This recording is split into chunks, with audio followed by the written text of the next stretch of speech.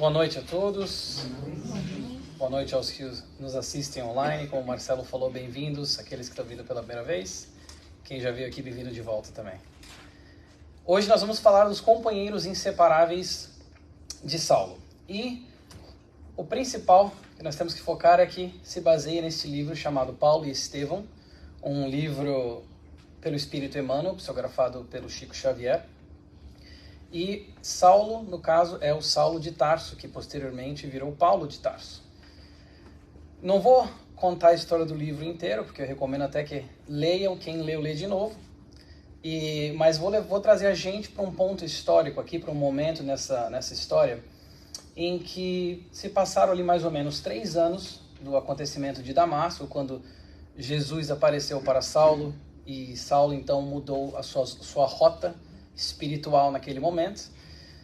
Mais ou menos passou 1000 dias ali, pouco mais de 1000 dias no deserto, se aprimorando através da instrução do seu mentor e amigo Gamaliel. Ele passou se aprimorando, entendendo mais sobre o Evangelho, sobre Jesus e tudo mais.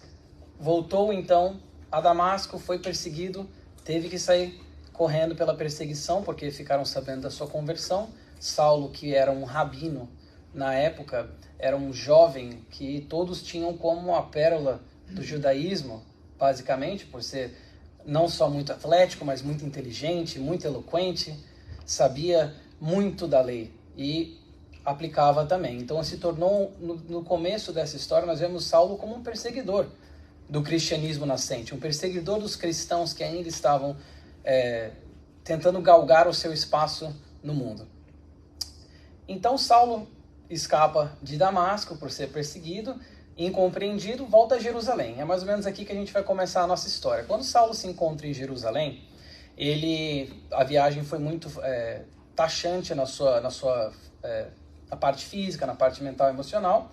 Ele volta a Jerusalém, agora como convertido, ele busca então a Igreja do Caminho. Então ele vai lá para aquele mesmo lugar, aquele mesmo palco onde anteriormente Saulo foi um algoz, onde anteriormente Saulo foi perseguidor daqueles cristãos, inclusive Estevão. Não vou dizer quem é Estevão, quem quiser pode ler o livro no comecinho, pode passar na biblioteca, tem um livro lá também. Então ele foi um perseguidor, foi um algoz. Então quando ele retorna aquele que não falei, aquele palco de onde anteriormente ele trouxe muita dor para aquelas pessoas, ele não foi muito bem aceito na sua maior parte. Alguns, inclusive, questionavam se tratava de um lobo com pele de ovelhas. Outros, então, tinham muita dificuldade, até acreditavam talvez na conversão dele, mas tinham muita dificuldade em perdoar. Em lembrar que 3 anos antes aquela pessoa causou tanta dor para eles. Então, Saulo consegue alguns apoiadores, como Simão Pedro, Barnabé, enquanto que outros, como, por exemplo, Tiago e outros apóstolos, olhavam para ele com um pouco de frieza, não queriam nem trocar muitas palavras com ele. Então ele estava nesse momento da vida dele em que ele foi perseguido numa cidade, voltou, não foi bem aceito, onde agora ele dividia a fé com aqueles irmãos em Cristo e aquelas irmãs em Cristo, ele não foi bem aceito lá. Então ele resolve falar para Simão Pedro: olha, eu acho que eu vou voltar para Tarso, vou voltar para pedir ajuda para meu pai, porque ele estava sem dinheiro, estava muito mal, emocionalmente, fisicamente, estava ainda crescendo espiritualmente para o Cristo. Então ele resolve falar assim: vou voltar para Tarso. Simão Pedro, que se tornou posteriormente um grande amigo, um grande conselheiro de Saulo, futuramente Paulo, aconselha ele: eu acho que seria interessante talvez você de fato retornar. Mas Saulo ainda decide passear por Jerusalém, quando ele fica um pouco melhor fisicamente, que ele pediu até para ficar na cama do Estevão, lendo as anotações de Levi, tentando estudar e perguntando tudo que ele podia saber sobre o mestre, até as pequenas coisas, quando o mestre estava vivo. Ele resolve começar a frequentar a Igreja do Caminho, as pregações lá, e ele vê uma igreja dividida, ele vê os cristãos ainda naquela época divididos, alguns pendendo mais para uma linha que lembrava muito até o judaísmo, com a questão da circuncisão, da pureza da carne, lendo as leis de Moisés e tudo mais, que era o Tiago e alguns outros, versus o Simão Pedro e outros que estavam divididos até nesse ponto. Então ele viu aquela situação, ele ficou muito na dúvida, foi passear por Jerusalém, uns dias lá, já estava pensando em voltar para Tarso, e um dia ele passa na frente do Sinédrio, resolve não entrar, E aí ele passa na frente da sua sinagoga, resolve entrar lá. Quando ele entra na sua sinagoga, as pessoas, alguns pouquíssimos, apertam a mão dele com uma certa distância emocional, outros começam um burburinho, falando mal dele porque ele era o convertido. Alguns se questionavam se o carpinteiro tinha lançado algum feitiço sobre ele para convertê-lo. E ele fica com essa coisa borbulhando dentro. Ele observa lá, inclusive, o serviço religioso que eles tiveram. Só que chega um momento que ele não aguenta, porque ele ainda estava se desenvolvendo no Cristo e trabalhando-se internamente com esses dons eternos. Então, no final, ele vai lá no púlpito e começa a falar: vocês estão todos enganados, eu não estou enfeitiçado, eu não estou maluco, e começa uma discussão ali. Alguns chegam perto dele, já começam a ficar com medo que vai ter alguma troca de farpas de forma física até e tudo mais, e Saulo sai. Nisso que ele sai, ele está muito triste com aquela rejeição, porque onde ele achou que seria aceito, não foi bem aceito. Onde ele antes era idolatrado quase, estava sendo rejeitado. A gente imagina a dor desse coração, de ter tido essa mudança e estar tendo rejeição de todos os lados. Então ele faz uma oração fervorosamente, lembra da Abigail, do Estevão, e aí aparece um vulto de luz para ele e fala assim: retira-te de Jerusalém, os teus companheiros não estão preparados ainda para o seu testemunho. Ele vê aquele vulto luminoso e ele pensa: Jesus falou comigo. Volta então para a igreja do caminho, encontra Simão Pedro e fala com Simão Pedro do que aconteceu. Na verdade, era Estevão que estava acompanhando os seus passos desde sempre. Desde a sua partida, no plano espiritual, Estevão sempre estava acompanhando seus passos, como Abigail, e foi Estevão que apareceu para ele e deu essa dica. E Pedro falou: eu concordo, eu imagino. E eles começam a ter um diálogo muito interessante, que Pedro fala para ele que a sua fé é como uma planta que acaba de germinar, e ela aqui em Jerusalém estará exposta a mil agentes hostis. É isso que ele fala. E é verdade, Saulo estava passando por isso, ele estava vivenciando isso na pele, esses agentes hostis. E Pedro fala: eu acho que então, já dado que você falou que aconteceu ali na sinagoga, eles provavelmente vão querer te prender. E Saulo ainda chega a pensar: não, mas vou lutar muito, vou virar um mártir e tudo mais. Pedro fala: calma. Ele inclusive menciona Judas, com essa ânsia de querer fazer essas mudanças de forma tão brusca, como exemplo para Saulo, de dizer: calma, Saulo, você ainda vai ter que se trabalhar muito, e você vai conseguir trabalhar muito para o Evangelho do Cristo, mas ainda não. Talvez você falou de voltar para o seu pai, volte então para Tarso. Retire-te de Jerusalém, porque talvez amanhã eles te prendam e não tem nada que a gente possa fazer, e ainda pode ser ruim, de certa forma, para o cristianismo que estava tentando criar suas raízes com tanta dificuldade em Jerusalém. Saulo então sai da cidade de noite mesmo, sai de Jerusalém, volta para Tarso. No caminho vai vendo mil coisas que remetem a tempos não tão longínquos em que ele tinha uma outra vida. E quando ele chega em Tarso, ele vai falar com seu pai, porque a família, principalmente naquela época, era uma base indestrutível, basicamente. Era uma coisa muito, muito forte. E ele sabia: então, se ninguém vai me ajudar, meu pai vai me ajudar. Só que quando ele chega em Tarso, que ele encontra seu pai o abraça: faz mais de 3 anos que eu não o vejo, ouvi todos esses rumores da sua conversão e tudo mais, e ali já começa uma certa desarmonia entre os dois. E à medida que eles vão conversando, que a conversa progride, Saulo então começa a notar que o coração do seu pai estava muito enrijecido e imovível para as mudanças que ele tinha passado, e as mudanças que Saulo sabia que eram tão importantes. Então, na conversa com seu pai, as coisas começam a escalar um pouco. Seu pai fala que ele ou é um criminoso ou ele está maluco, se ele está apoiando o Nazareno. Inclusive, ele chega a dizer para Saulo, no momento, ele fala mal inclusive da Abigail, que foi a noiva do Saulo, e depois, vamos dizer, a noiva espiritual do Saulo. Ele fala mal dela, inclusive. Então, Saulo começa a chorar, ele critica o Saulo, chama de covarde, porque ele está chorando, e a conversa se torna algo extremamente indigesto, extremamente triste, até um ponto do seu cume, quando seu pai fala para ele: você tem que escolher então, ou eu ou o carpinteiro desprezível. São as duas palavras que ele usa. Saulo naquele momento se vê completamente partido, porque o pai era a pessoa que ele imaginava, a família era o recanto que ele imaginava que teria um apoio inefável, e não foi isso que ele encontrou. Mais uma vez ele encontrou decepção. Mais uma vez ele encontrou portas fechadas. Olha quantas portas fechadas para testar justamente a fé do Saulo, para fazer esse trabalho interno, e então ele toma uma decisão extremamente difícil. Ele escolhe Jesus. Ele não abdica da sua fé, ele não abdica do Cristo. Só que então o seu pai fala, então você, não estou te expulsando, mas aqui você não é bem-vindo e tudo mais, e Saulo vai então embora. E mais, como eu disse, mais uma porta se fecha para ele. Quando ele está saindo, inclusive, um servidor do seu pai, o servidor do seu pai chega para ele com um saquinho de moedas, inclusive dá para ele, ele pensa até em rejeitar, porque ele falou, seu pai mandou isso aqui para te ajudar, porque Saulo não possuía nada naquele momento. E Saulo pensa até em rejeitar para dizer assim, como quem diz assim, eu não sou mendigo.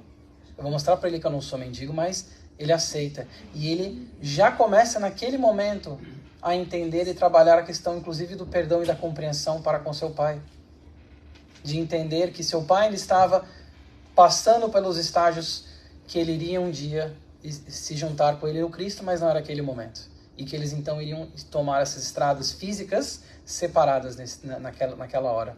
Tão importante, tão culminante da sua vida. Saulo então pega aquele dinheiro, vai ali, está em Tarso, que hoje em dia é Turquia, vai ali antes de ir para a montanha, ele come algo leve, uma refeição leve, mas está com o coração extremamente estilhaçado e a mente extremamente pesada, esmagada por tudo aquilo que ele passou naqueles últimos tempos. E aí o que ele faz? Ele decide que aquilo ali, aquela cidade, aquele burburinho todo, não tá sendo compatível com o que ele precisava de silêncio. Ele precisava de se recolher fisicamente e olhar para dentro de si e continuar orando fervorosamente, exercitando a sua fé. Então o que ele faz? Ele vai para a montanha de Tauro, para a montanha de Tauro que tinha algumas cavernas abandonadas, como eu disse, na região da Turquia atual. Entra numa dessas cavernas, se aconchega lá e chora muito e ora, e se lembra de Abigail, se lembra de Estevão, e ele adormece. Quando ele adormece, acontece então o desdobramento do seu espírito. E Saulo, de repente, acorda e se vê num campo todo verde, com flores maravilhosas, o ar, uma brisa suave. Inclusive fala que ele ouve harpas e alaúdes sendo transmitidos para ele. Uma serenidade incrível. E ele percebe que não estava na caverna fisicamente, naquela caverna gelada no cair da noite. Só que quando ele olha, ele de repente vê dois vultos se aproximando dele. Era Abigail e Estevão. Que, como nós vimos na mensagem, vou fazer um link agora com a mensagem que nós lemos no começo. Jamais estais sozinho, Jonas falou. Saulo jamais estava sozinho, como nós também não estamos. Saulo jamais estava sozinho. Abigail e Estevão aproximam-se dele, ele cai de joelhos e começa a chorar. E aquele pranto toma conta dele.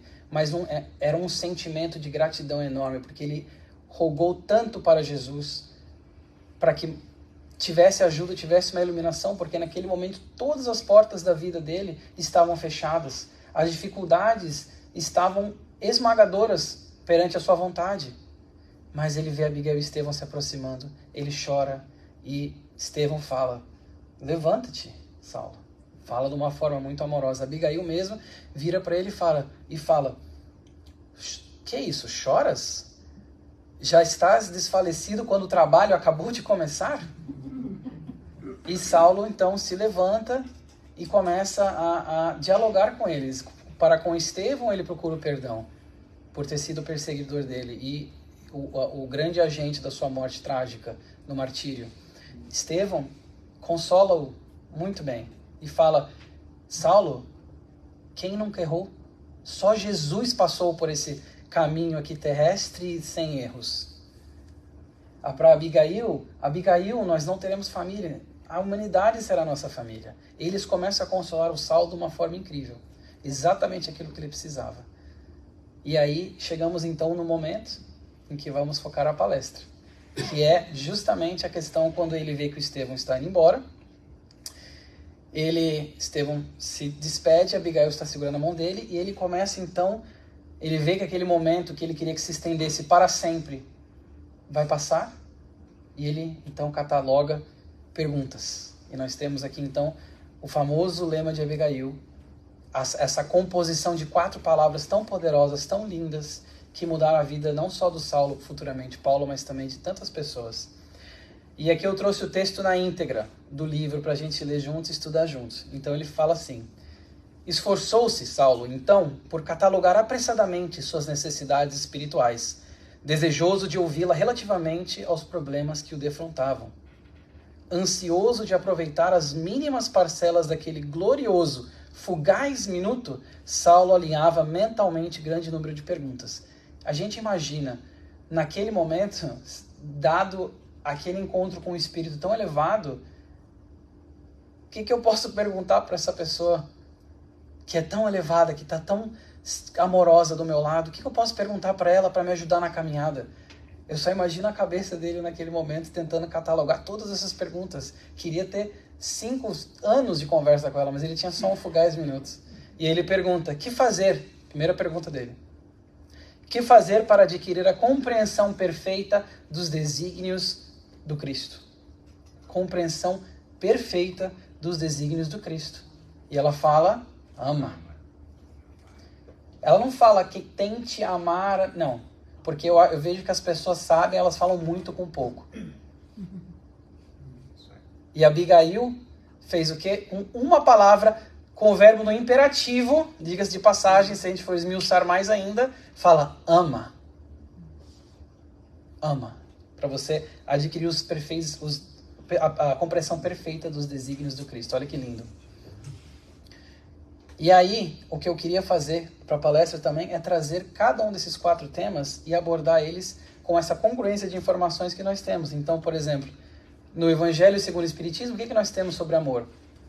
Bastante coisa, mas uma das coisas que eu queria trazer para vocês é o quê? Que nós, no capítulo 11 do Evangelho segundo o Espiritismo, amar ao próximo como a si mesmo, em questão de amor, nós entendemos que ele é um sentimento. Inclusive fala-se que ele é o ápice dos sentimentos. Mas nós não começamos pelo ápice. Qualquer escalada de qualquer montanha não começa no ápice, no seu cume. Começa embaixo.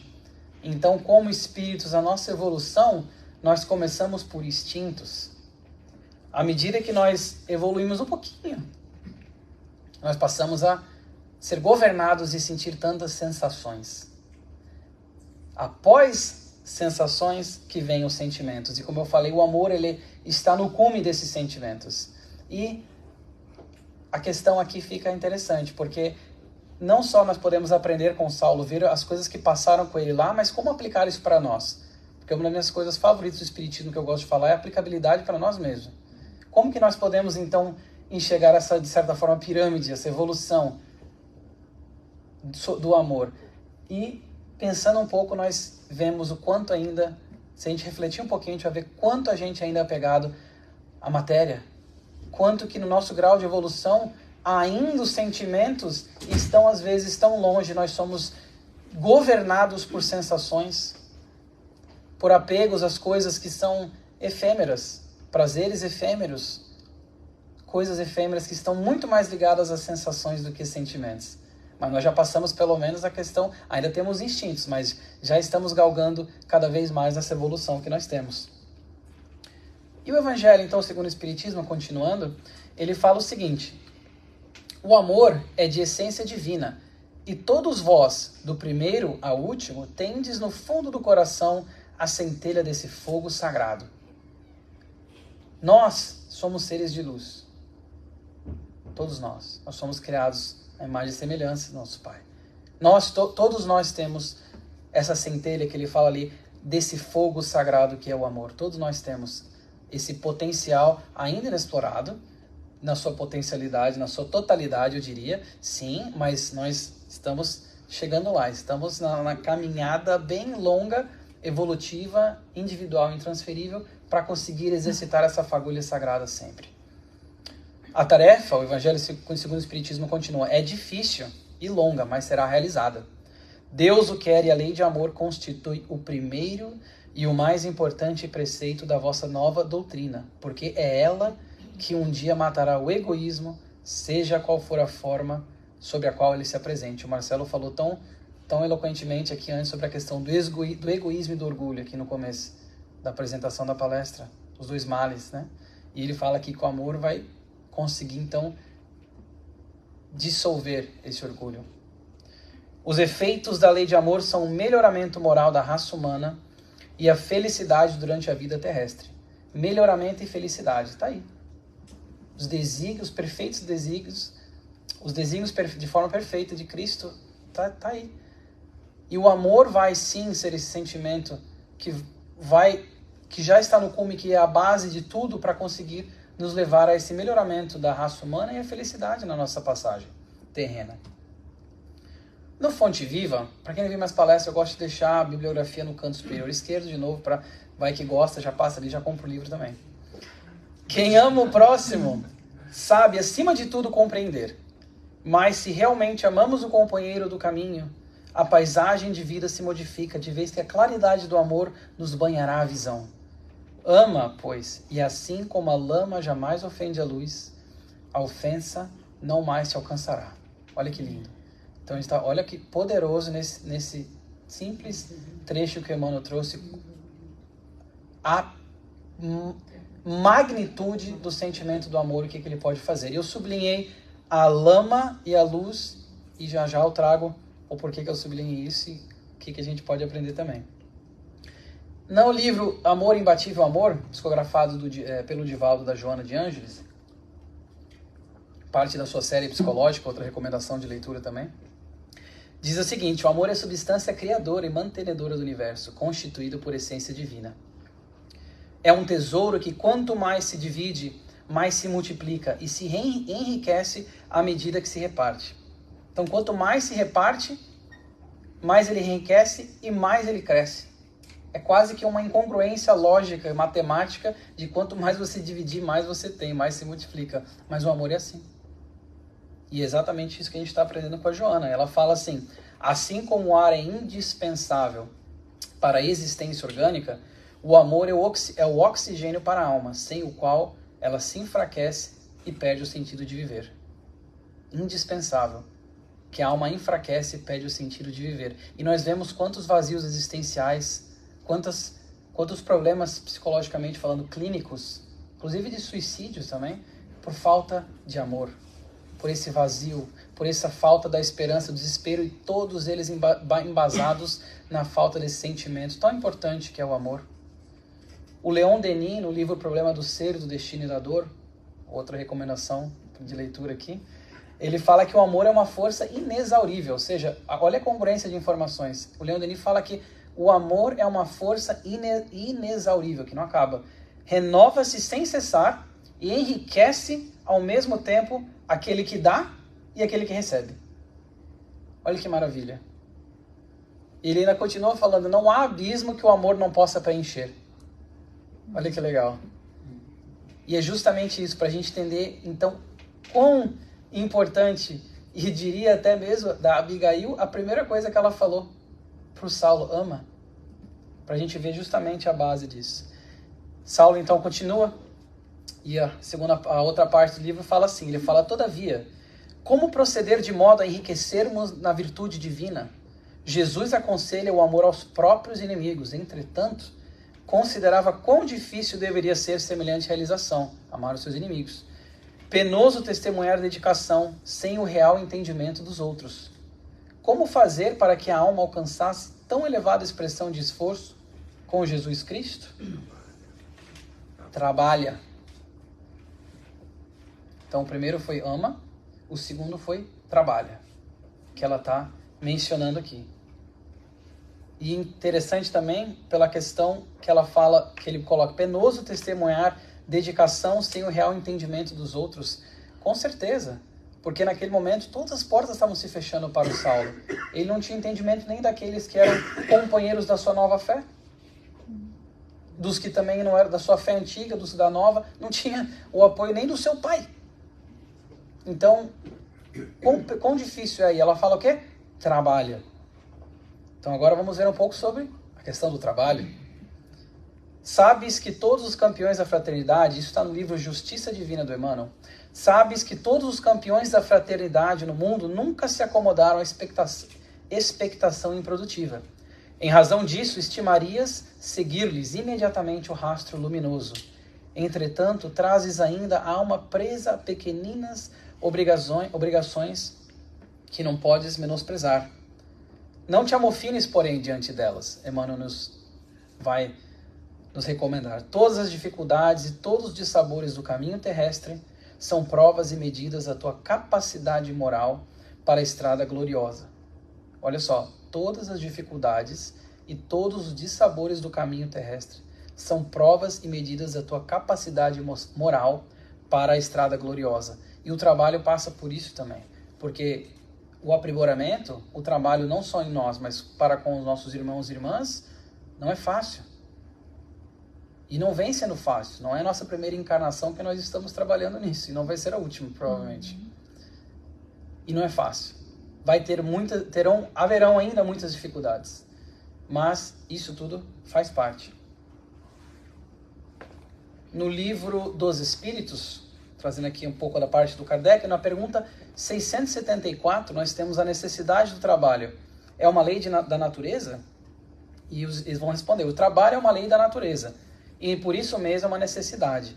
A civilização obriga o homem a trabalhar mais porque aumenta as suas necessidades e prazeres. Então eles estão inclusive contextualizando, lembrando que tem quase 200 anos já que isso foi publicado, escrito, e ainda assim é muito, muito aplicável aos dias atuais, porque é assim que a evolução vai ocorrendo. E na pergunta seguinte, 675, é perguntado o seguinte: só devemos entender por trabalho as ocupações materiais? E eles falam não. O espírito trabalha, assim como o corpo. E eu sublinho ali, toda ocupação útil é trabalho. E se a gente pegar a palavra trabalho em si e começar a focar mais nisso, nós vamos entender que é uma misconception, é um engano a gente pensar que trabalho é só a questão assalariada. E muitas vezes quando a gente fala trabalho, o que vem à mente é a questão assalariada. Mas o trabalho é toda ocupação útil. Em nenhum momento eles falaram toda ocupação útil que vai gerar recursos financeiros. Não, toda ocupação útil. Olha que legal. Então a gente entende por trabalho, por exemplo, vamos pegar a casa espírita aqui, uma oração, um atendimento fraterno, uma oração por alguém. Aqui o pessoal que varre o chão para deixar tudo limpinho, as cadeiras estão organizadas. Nós vemos aqui, usufruímos disso, mas alguém trabalhou para isso. Então a gente começa a entender a questão da necessidade e a aplicabilidade do trabalho. E aí no Evangelho segundo o Espiritismo, nós vamos ver também que é o seguinte: se Deus houvesse dispensado o homem do trabalho do corpo, seus membros se teriam atrofiado. Se o tivesse dispensado do trabalho da inteligência, seu espírito teria permanecido na infância no instinto animal. É claro, porque se nós pensarmos o desenvolvimento, o progresso que nós estamos passando e nós vamos continuar passando, se nós deixássemos o corpo de lado, os membros se atrofiariam. Se nós deixássemos a inteligência que nos é conquistada, ficaríamos ali numa situação de infantilidade espiritual. Nós temos esses instrumentos físicos e intelectuais para serem utilizados no nosso bem e para o bem dos outros. E a Abigail, eu acredito que a Abigail, nesse ponto que ela fala do trabalho, trazendo um pouco da palestra da Monique, da semana passada sobre trabalho e serviço, ela falou sobre trabalho e ação, trabalho e serviço. E a gente pensa então na questão do Saulo, o trabalho e ação de modificar só o seu ambiente próximo ali, o trabalho e serviço, que é o que verdadeiramente engrandece o espírito. É isso que ela estava se referindo. E, continuando então no Evangelho, nós temos, do ponto de vista terreno, a máxima: buscai e achareis é semelhante a esta outra. Ajuda-te que o céu te ajudará. É o princípio da lei de trabalho e, por conseguinte, da lei do progresso, pois o progresso é filho do trabalho. Olha que legal. Visto que o trabalho põe em ação as forças da inteligência. Progresso é filho do trabalho. De novo, trabalho, a gente está falando num conceito muito mais amplo, muito mais engrandecedor do que a questão só do trabalho material remunerado. E que nós ainda precisamos, como o Marcelo muito bem mencionou, nós ainda estamos num mundo material, num certo ponto de evolução do mundo e nosso, que nós precisamos de coisas materiais. Ninguém vai deixar de ganhar dinheiro para comer e ficar só recebendo luz. Nós precisamos ainda, nós estamos num estágio evolutivo que nós necessitamos disso. Então, a questão toda, a gente tem o trabalho dessa questão mais ampla, o trabalho e serviço, como a Monique falou, que a Abigail então fala para o Saulo, trabalha. E tem uma parte, inclusive, também bonita que fala, no Caminho, Verdade e Vida, mensagem número 4, titulado Trabalho, fala o seguinte: quando te sentires cansado, lembra-te que Jesus está trabalhando. Jesus está trabalhando o tempo todo. Deus, nosso Pai, também, o tempo todo. E fala assim, quando te sentires cansado, e existe sim a necessidade do repouso, mas isso é uma outra palestra, ele fala o seguinte, a mensagem fala assim, quando te sentires cansado, lembra-te de que Jesus está trabalhando. Aí ele fala assim, o Emmanuel, começamos ontem o nosso humilde labor, e o Mestre se esforça por nós desde quando? A gente acabou de começar o nosso labor. E olha o nosso Mestre Jesus, o Espírito infinitamente mais antigo, mais sábio, mais evoluído que nós, está trabalhando ainda. Então nós temos também que botar as nossas forças em prática através do trabalho. E aí chegamos então ao terceiro ponto da Abigail. Era necessário realizar a obra de aperfeiçoamento interior. Desejava ardentemente fazê-lo. Para isso, insulara-se no deserto, por mais de 1000 dias consecutivos, o Saulo. Todavia, voltando ao ambiente do esforço coletivo, em cooperação com antigos companheiros, acalentava sadias esperanças que se converteram em dolorosas perplexidades. Como eu disse, todas aquelas portas que foram se fechando para Saulo naquele momento. E ela vai falar o quê? Depois da pergunta dele, espera. Esse é o comando, eu diria até, da Abigail. Espera. E a palavra esperar, inclusive eu estava comentando, a gente estava conversando depois que eu dei essa palestra domingo em inglês, a gente estava falando da palavra esperar. E um conceito que eu tenho que é diferente do aguardar. O esperar, pelo menos para mim, ele passa por uma questão de fé e paciência. Esse esperar dela. Não é um aguardar, simplesmente aguardar de uma forma de cruzar os braços e esperar que as coisas aconteçam e que a modificação ela tome lugar. Não. É um esperar, mas com essa questão da resiliência, a questão da paciência, da fé permeando essa espera. E se nós formos então no Consolador, psicografado pelo Chico, do Emmanuel, nós vamos ter duas perguntas que falam então da questão da paciência. Pergunta 254. Que é a paciência e como adquiri-la? A verdadeira paciência é sempre uma exteriorização da alma que realizou muito amor em si mesma para dá-lo a outrem, na exemplificação. Então, através do exemplo, nós vamos ter essa questão da paciência. E a 257, da esperança, o esperar vindo da palavra esperança.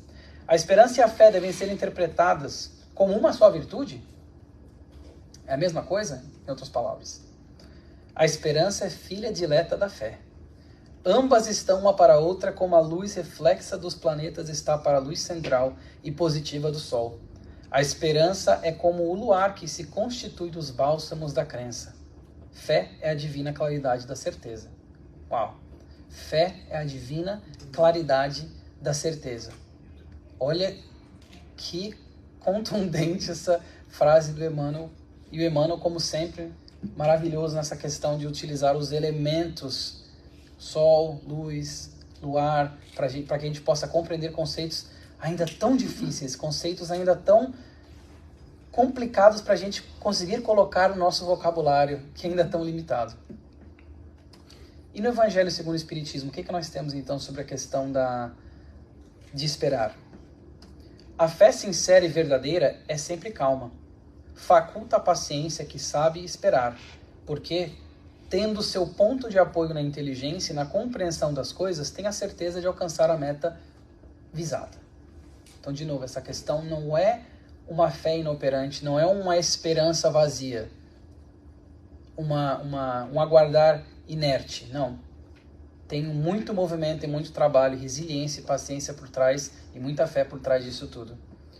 E aí nós Pensamos então, e o Evangelho fala o seguinte: a fé vacilante sente a sua própria fraqueza. E nós então remetemos àquele momento em Damasco que Jesus aparece para Saulo, e Saulo então a partir daquele momento muda sua rota de vida espiritual completamente após aquele encontro e os dias e anos que se prosseguiram, né? Depois daquilo, nós pensamos então nessa questão da fé vacilante, porque quantas vezes nós, com as portas fechadas que nós encontramos perante a nossa vida, a nossa fé vacila.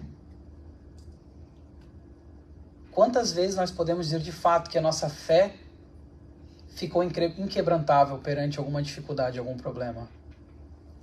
Muitas vezes nós vamos ver que a gente tem fé até o momento em que chega no limite e a gente se desespera. E às vezes parece que as coisas não vão dar certo ou que as coisas não estão acontecendo como elas têm que acontecer. E a gente esquece de uma coisa, inclusive, que eu conversei com a Abigail depois da palestra, que a gente estava comentando, uma palestra da Suzana, que foi o quê? No tempo de Deus. A gente esquece da importância de entender, de fato entender e compreender, internalizar que as coisas acontecem no tempo de Deus. E nós, com a nossa compreensão ainda muito limitada, míope, eu diria, nossa visão espiritual ainda de muitas coisas, nós falhamos em vários momentos em que todas as portas se encontram fechadas para nós. Duas mensagens interessantes também que eu trouxe aqui sobre a questão da esperança e esperar. Número 32 do Caminho, Verdade e Vida, chama-se Nuvens. E ela fala o seguinte: o homem quase sempre tem a mente absorvida na contemplação das nuvens que lhe surgem no horizonte. São nuvens de contrariedades, de projetos frustrados e de esperanças desfeitas. Então, focando o quê? Nas dificuldades. Muitas vezes a gente acaba focando nas nuvens de chuva, aquelas nuvens negras, bem pesadas que estão no horizonte. E o que ele fala aqui? São nuvens de contrariedades, quando nós somos contrariados às vezes. São nuvens de projetos frustrados, que a gente colocou, investiu tanto e foi frustrado. Ele fala de esperanças desfeitas. Quando nós acreditávamos em algo, tínhamos algo como quase certo e de repente aquilo desmorona. E essas são as nuvens que ele fala que muitas vezes nós focamos. E no Pão Nosso, na mensagem 18, intitulada Provas de Fogo, fala o seguinte, e já mistura um pouco até com a questão do lema de Abigail, fala o seguinte: o caráter, o amor, a fé, a paciência e a esperança representam conquistas para a vida eterna, mas todos os discípulos devem contar com as experiências necessárias que, no instante oportuno, lhe provarão as qualidades espirituais. E, de novo, trazendo para a nossa realidade, quantas vezes nós não somos provados por isso, e essas experiências realmente medem, modulam o nosso caráter, a nossa fé, a nossa paciência, a nossa esperança. E para o Saulo, naquele momento, então, em que tudo estava dando errado para ele, como essas experiências, como aquelas experiências que ele estava passando, foram necessárias para formar aquela base sólida, maravilhosa de fé que ele teve e depois conseguiu distribuir tanto para o nosso mundo ainda sofredor como Paulo. Mas e os homens? Agora vem a quarta palavrinha do lema de Abigail. Nós já vimos ama, trabalha e espera. Agora vem uma bem fácil. Ele fala o seguinte: mas e os homens? Concordava que se fazia indispensável amar, trabalhar, esperar. Entretanto, como agir no âmbito de forças tão heterogêneas, tão distintas? Em toda parte medrava a confusão dos espíritos. Reconhecia que, de fato, a concordância geral a respeito dos ensinamentos do Mestre Divino representava uma das realizações mais difíceis no desdobramento do Evangelho. Mas, além disso, as criaturas pareciam igualmente desinteressadas da verdade e da luz. Então, o que ele está falando é justamente aquela incongruência que tinha até naquele momento para aqueles que estavam, sim, seguidores do Mestre, dos seus ensinamentos, que queriam, de fato, mudarem a si mesmos com Jesus. Até neles tinha essa incongruência, como ele fala ali, essas forças heterogêneas agindo naquele momento. Então, ele se perguntava como Abigail, com tantas forças heterogêneas em curso, e nós vivenciando elas, como mudar de fato.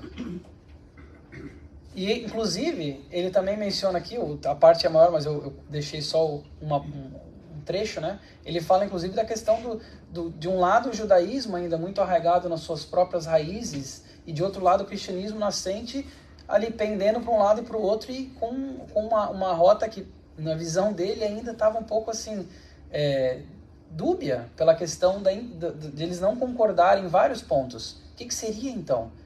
E aí ele fala assim, a pergunta que ele faz para a resposta dela é: como conciliar as grandiosas lições do Evangelho com a indiferença dos homens? A indiferença dos homens. Como conciliar essas lições com a indiferença dos homens? E aqui indiferença é até um pouco redutivo demais, porque era não só indiferença, muitos era uma rejeição total dos homens perante aqueles ensinamentos eternos, aquelas coisas que de fato engrandeceriam a alma. E ele fala como conciliar então essas grandes lições que no fundo do coração dele ele já sabia que aquilo era a realidade, que aquilo se realizaria, com a indiferença das pessoas. E ela dá então a quarta palavrinha do seu lema: perdoa. Olha que interessante. Ama, trabalha, espera e perdoa. Perdão. Basicamente isso. O que a gente pode aprender então um pouco sobre o perdão? No livro Ceifa de Luz, outro livro de mensagens belíssimas, nós temos na mensagem número 5, chamada Lição da Espada, fala o seguinte: flagelado e esquecido, entre o escárnio e a calúnia, o perdão espontâneo flui-lhe incessante na alma, para somente retribuir bênção por maldição, luz por treva, bem por mal. Naquele momento no Gólgota, tão fatídico, o perdão flui-lhe incessante da alma. Pai, perdoa-lhes porque não sabem o que fazem. Então naquele momento foi aquele exemplo maravilhoso que o nosso mestre nos legou até os seus últimos segundos aqui na passagem, quando encarnado, que teve mais depois, obviamente, ele continua trabalhando incessantemente, nos deixou a questão do perdão. E o Chico também fala que o perdão é uma das lições tão difíceis que Jesus deixou para a última. E nós temos também na passagem, falando então de Jesus, na passagem bíblica no capítulo 18 do Evangelho de Mateus, versículos 21 e 22, nós temos aquela famosa, eu gosto de falar sempre desse momento nas palestras de perdão, aquele momento em que o Pedro chega para ele e fala: Senhor, até quantas vezes pecará o meu irmão contra mim e eu lhe perdoarei? Até 7? E assim, gosto de falar isso nas palestras porque eu tento me colocar na cabeça do Pedro naquele momento, sabendo quão grande era o mestre. Ele, na hora que ele vai perguntar quantas vezes, ele sugere um número, até 7, porque na cabeça dele eu imagino que ele deve ter pensado: uma vez é difícil, 2 é muito, 3, nossa. É 7? Não, 7, ele deve ter pensado: eu vou falar um número que é muito grande, 7. E aí eu acho que ele se surpreende um pouquinho com a resposta do nosso querido mentor, que diz o seguinte, no versículo 22, não te digo que até 7, mas até 70 vezes 7. Cada erro. 70 vezes 7, para quem não quer fazer matemática, 490 vezes.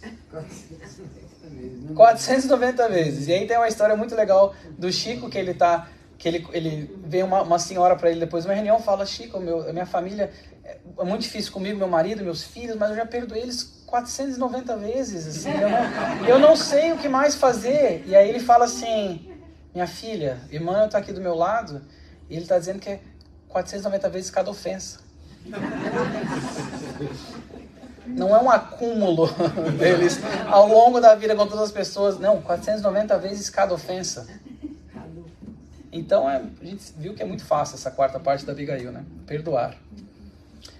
No livro Ceifa de Luz, então, continuando, ele fala o seguinte: atende ao dever da desculpa infatigável diante de todas as vítimas do mal, para que a vitória do bem não se faça tardia. Essa é a mensagem, é muito linda, no mensagem número 2, chamada Desculpar. De certo que o mal contará com os empreiteiros, que a lei do Senhor julgará no momento oportuno, ou seja, não é de nós julgar aqueles que estão espalhando o mal. Entretanto, em nossa feição de criaturas igualmente imperfeitas, suscetíveis de acolher-lhe a influência, vale perdoar sem condição e sem preço, ou seja, sem querer algo de volta, num escambo ali de perdão, para que o poder de semelhantes intérpretes da sombra se reduza até a integral extinção. Uau! Emmanuel novamente falou muito com pouco e de forma sensacional. E na mensagem 21, que é o melhor, intitulada O Melhor para Nós, também desse livro, aliás, esse livro tem muitas mensagens sobre o perdão, a mensagem 21 chama O Melhor para Nós, fala que o perdão, muito mais que uma bênção para os nossos supostos ofensores, é e sempre será o melhor para nós. Porque aqueles que sofrem, aqueles que nos caluniam, que nos ofendem, na maioria das vezes, quando nós exercitamos o perdão, nós vamos entender que eles estão sofrendo muito mais que a gente, que foi estava no lado que recebeu aquela ofensa, e essa carga que se carrega, nós não temos que carregar, porque nós já perdoamos de fato. E aqui, na mensagem 159, na presença do amor, na parte do amor eu trouxe esse primeiro trechinho para vocês. Então agora eu vou ler a continuação, porque ela fala sobre o amor e fala sobre o perdão. E ela fala o seguinte: aprenderás a ouvir sem revolta, ainda mesmo que o crime te procure os ouvidos, e cultivarás a ajuda ao adversário, ainda mesmo quando te vejas dilacerado, porque o perdão, com esquecimento absoluto dos golpes recebidos, surgirá espontâneo em seu espírito, assim como a tolerância aparece natural na fonte que acolhe no próprio seio as pedras que lhe atiram. E aqui tem 4 palavras sublinhadas. Quando eu li essa mensagem, isso me saltou aos olhos, porque o Emmanuel é sensacional esse jogo de palavras que ele faz com o quê? A lama e a luz. A pedra e a fonte, ou seja, a lama, a pedra, coisas que são embrutecidas, sujas muitas vezes, espessas, não conseguem ofender a luz, que é o quê? Os sentimentos elevados, o amor. Ela não consegue quebrar a tolerância e a serenidade da fonte. Então os sentimentos superiores não conseguem e não são ali afetados pelos sentimentos inferiores quando de fato são exercitados. E quando eu fui montar essa palestra, eu gosto de fazer uma oração antes de começar a montar os slides, abri um livrinho da Joana de Ângeles, chamado Alegria de Viver, e, por acaso, a mensagem que veio foi essa: ama sem exigência de reciprocidade, trabalha sem desfalecimento, ora sem revolta, serve sem interesse retributivo, perdoa sem condicionais e vive confiando na vitória do bem, que nunca te deixará em abandono nem em desgraça. A desgraça decorre do egoísmo, enquanto que a felicidade é fruto do amor. Então, uma mensagem que poderia ser por si só a palestra inteira sobre o lema de Abigail. E não por acaso, eu achei muito lindo quando eu abri e veio essa mensagem. Já foi o primeiro slide que eu fiz da palestra, foi esse, um dos últimos, dessa mensagem da Joana de Ângeles, psicografada pelo Divaldo, do Alegria de Viver. Então, aqui chegando ao nosso final, para recapitular o lema da Abigail, as perguntinhas e as respostas. Que fazer para adquirir a compreensão perfeita dos desígnios do Cristo? Ama. Como fazer para que a alma alcançasse tão elevada expressão de esforço com Jesus Cristo? Trabalha. Que providências adotar contra o desânimo destruidor? Espera. Como conciliar as grandiosas lições do Evangelho com a indiferença dos homens? Perdoa.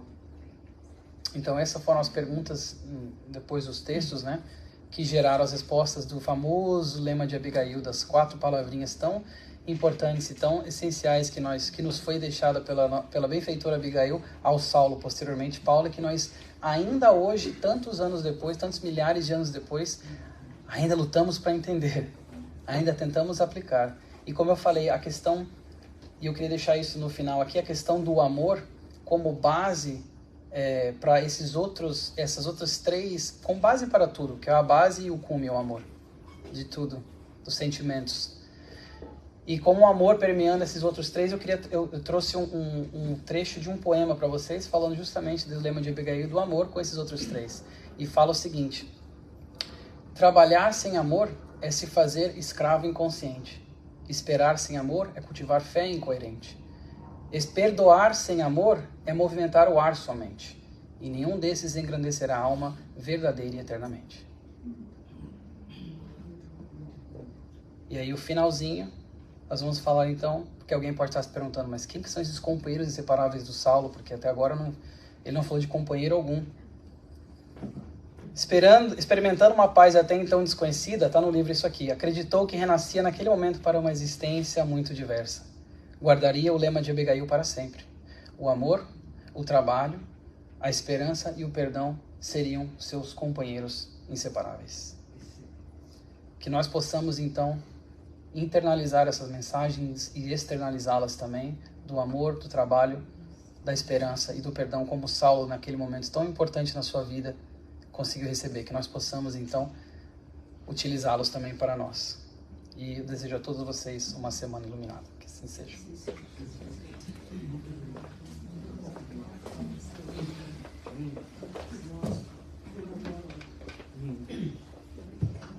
Bela palestra, né? Ótimas reflexões que nos fazem pensar muito. Nós vamos agora encerrar as nossas transmissões e passar para a segunda parte dos trabalhos, os passes, convidando aos passistas que possam já se posicionar